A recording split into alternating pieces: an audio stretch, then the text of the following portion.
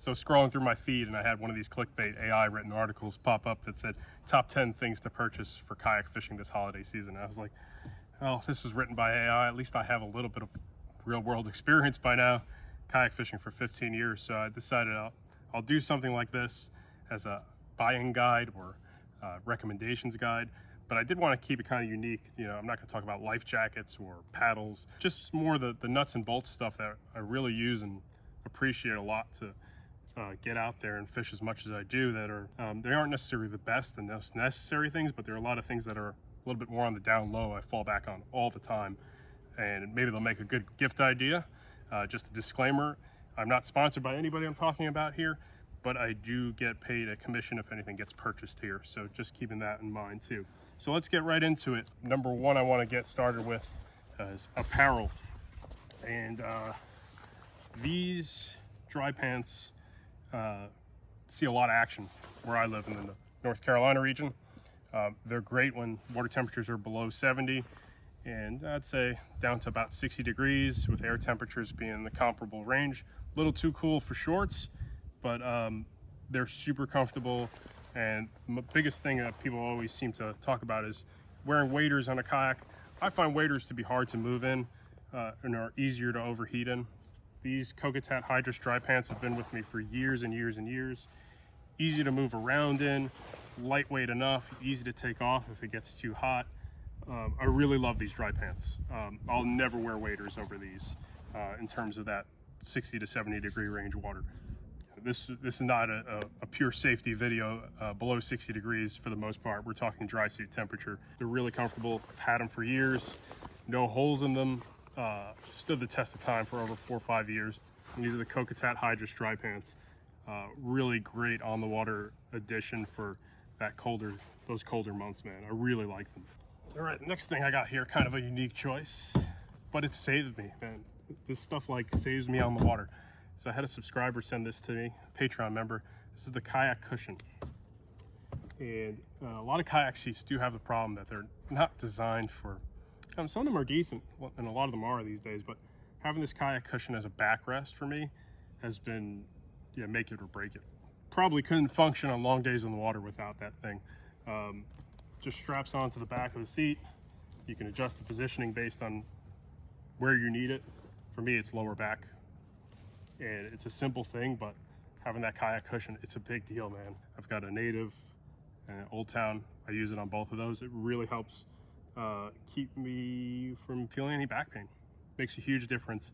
Gives that extra support in my lower back when I'm leaning into it for a long day. Simple product, but really important in my opinion. So next thing we'll get into some of the stuff that's actually in the life jacket that to me is kind of important. So a lot of kayak anglers fishing saltwater carry marine radios around, but over the years, most of my marine radios kind of get some saltwater intrusion in them and kind of stop working. I've had good luck with this guy, and it's 3 years old now with no corrosion on the terminals, still working to this day. Yeah, no issues. Charge it when it needs it. This is the standard Horizon HX210.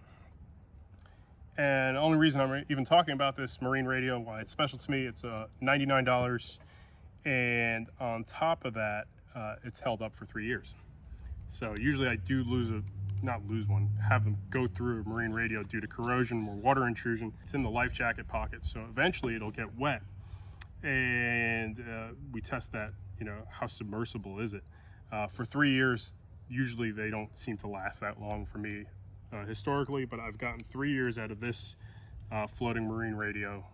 Never know when you need it for that emergency. And the other thing that goes in the life jacket pocket, and I've got 2 of these things to talk about. Pliers for kayak fishing are sometimes, I don't know, it's a simple thing, but also sometimes it's special because it's really useful and it saves the day. So I always have a pair of pliers in my actual life jacket. These are made by Sword. These are titanium pliers, I believe, and they have a great line cutter on them. Come with a little leash, fit right into the life jacket pocket. And then on the actual kayak, love these 11-inch Rapala pliers. They're great for unhooking real nasty toothy stuff. You can find these for under $20 for the most part. So if they get a little rust on them, I lose one overboard, I order these 5 at a time. and they last me quite a while, either until I usually lose them. So these are my cheap pliers that I kind of keep on the side of the kayak at all times, and having those extra long pliers, man, on the kayak you need it. When you're dealing with sharks and stuff like that, just a good simple pair of pliers goes a long way as well. And then I got my backup ones in my actual life jacket pocket that are of higher quality, and I do like these so far. So last safety thing, last safety item I have that not many people have. I don't know who's carrying this, but I am. I put this in a dry bag in my hatch with, first aid kit and any other stuff that I need. This is an EPIRB, or an emergency beacon. Just check on it every few months or so, see if the test button works. If you're out of cell phone range or your cell phone's damaged, this will send an emergency signal out. It's a one and done kind of deal, needs to get registered. But if you do a lot of like long range solo stuff, or going somewhere where that's, you're not going to see anyone all day, it's not cheap, but it's good backup over a radio, which, you never know, or your cell phone. This is kind of like they're pushing in case of emergency only. I've never had to use one of these, but it's there. I added this last year to my dry bag, and I hope I'll never have to use it, but it seems like it gives me a good peace of mind that if I'm in something real sketchy with no way to communicate, I got one last thing to get a rescue over. So this goes in my dry bag and in my hull. This is pricey, but I do think it's worth it, especially as a kayak angler, that sometimes I'll head out into the ocean 2-3 miles plus, sometimes in the colder months when I don't see anyone. So I'm happy with it. You know what? I don't regret purchasing that. I know it was expensive, but it would have saved many lives by now. I know that part. One last safety thing here. So we did the EPIRB marine radio, and the only reason that marine radio is special to me because it didn't corrode out. Last thing, been on the end of many hull cracks over the years. A bilge pump is one of those things that you can just shove it somewhere in the kayak that it's accessible, and it's been used. You fish a lot, sometimes it happens, and having one of these is going to keep water out of the hull to make it home. And it's something that you don't think about often until you actually needed it. All right, so next thing, one fishing accessory. These guys are kind of cool. This is a Bait Shark high flow bait bucket. Basically, it's a low drag bait bucket. I use these whenever I do any sort of live mullet fishing. These don't drag in the water like the Frabill buckets do, so they float. They're pretty practical. They don't take up too much space, and they're high quality, made in the USA. This dude Matthew out of Florida makes these. So with this, maybe I'll just slow down about half a mile to 3/4 of a mile an hour when I drag this behind me versus a regular old school bait bucket where I'm slowing down about a mile plus. And it's got a good capacity in here too for live mullet or live shrimp.